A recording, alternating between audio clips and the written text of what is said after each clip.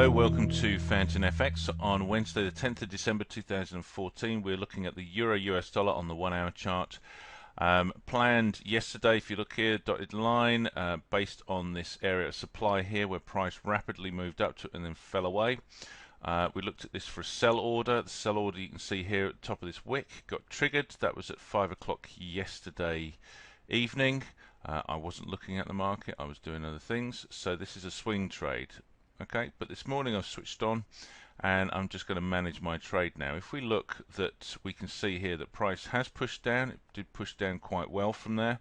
So at one point we were 60 points up in our trade down here, and created a lower high and pushed down for a lower low, and then since then it's turned and it's pushed back up. So we're now creating a higher high at the moment, which tends to say it doesn't want to continue on the down trend that we were expecting, with a target down here.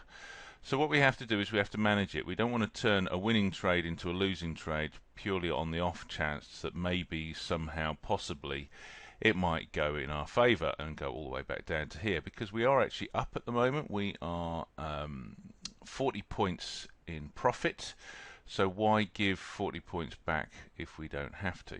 Well, first thing we want to do is we want to be able to manage our stop. Critical thing we can do, our stop is at the moment showing 40 points of risk. One thing to note though, from a positive thing, is that this wick here didn't go as high as the previous wick. It didn't push that heavily into this area, so it shows that there is a certain amount of selling pressure. However, it did push very much into the middle of this zone, so we do need to be aware of that. But there is the possibility that it may come back up into this area and then turn and fall again. But at the moment we're dealing with what we've got in front of us, which is always the case. Don't try and predict too much. Work with what you've got. So what I'm going to do now is I'm just going to manage my stop, and I'm going to bring it down to entry, or just a little bit below. So there you go. That's an easy way in which you can do it. You left click and drag and drop. So now it's saying there we've got $33 US profit on the trade, which is not well, it's 3.3 pips. In fact, this is a single lot that I'm trading. So that's the exciting part. So at that point we've banked in some profit. Now what we want to do is go down into a smaller time frame. So we've dropped down into the 15-minute to see exactly what that's showing us, and we can see that price is pushing down, pushed down, and then it's pushed up. It's broken above here. It's showing there's some buying strength. We have a trend line that's running from the lows to the lows, okay, for this uptrend. Okay, and basically price has not actually broken that yet, so we still don't have confirmation that price still wants to go down. We're also waiting for the European Open. This is prior to the European Open coming in.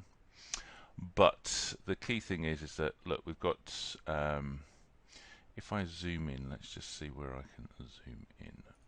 Let's go in there, let's go there. There we go. So excuse all that clicking around. Right, we have got bearish engulfing candlestick here. So price pushed up, turned, fell back down, but then we've got a spinning top off it. So it's in an area of indecision, uncertainty, etc. Did I just say indecision? Anyway, indecision. I can't speak English properly. So what we've got here is we're looking at a potential high, new area of resistance. We do not, and previous area here, so it is conforming to how price has moved. We don't want it to come all the way back to prove whether or not we should stay in this, because what if it comes back up to here and then turns and falls again? Yeah, do we really want to feed 40 points back to the market and then only to watch it continue on up? We're in profit, we now need to manage our profit. So what I was going to do is take my stop and drag it down. We can drag it down to this area just above, giving some wiggle room. So I've pulled my stop down to the 124.03, and what's it saying? There we go, $267 worth of profit. It's saying, should we get stopped out at that point? And that's basically it. It's about how to manage your particular trade so that you don't give your money back to the market. I mean, at the end of the day, all this noise that's going on here indecision that's going on. It's just prior to market, the Europeans waking up and coming online. We've got the Asian session pushed it all the way back up to here. So the reality is that this was the end of the US session when price pushed down here. Hasn't really done a lot overnight. You've got the Asian session sort of opened up around about here, pushed the price down to a new low, turned around and pushed it all the way back up to this previous area where it was at a resistance level. So I don't want to see it turn and push all the way back up, but we don't know what the Europeans are going to do. They could turn around and say, yep, let's carry on in the direction that we were going, and it could push all the way back up. So I'm not going to feed my money back to the market. I've put my stop a reasonable amount of space from where price is currently performing. It allows for, if price pushes above here, yes, it will take me out. I'll bank profit, but I don't want to be sitting there watching the price rise all the way up there and eat and eat and eat and eat and eat my profit away. So that's really it. Simple way of managing the trade. Happy trading for FountainFX. We'll have a look for some other opportunities tomorrow, and I'm just going to go out and shoot the next door neighbour's dog. Thank you very much. Bye bye.